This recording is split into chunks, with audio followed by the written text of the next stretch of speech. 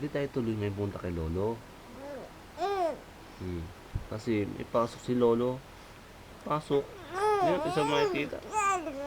Hapon na natin siya makikita. Tapos uwi agad tayo. Di ba? Ang pangit naman. Hindi na lang tayo matutuloy. Ang gusto mo mag-SM na lang tayo? Para tuloy pa rin ang plano paglayas. SM na lang tayo? SM? Gusto mo yun?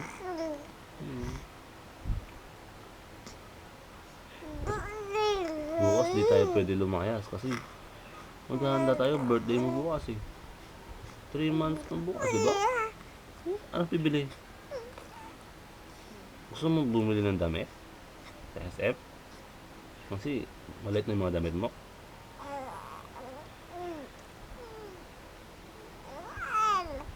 Mahal? Mahal sa SM?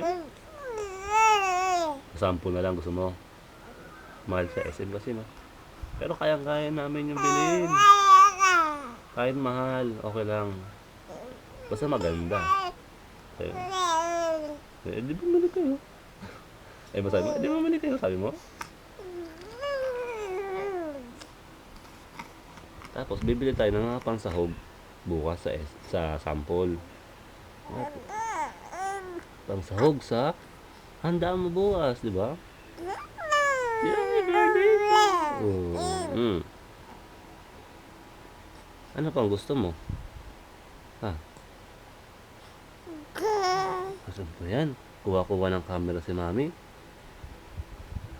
Ito yan. Sineset up na naman ako ha.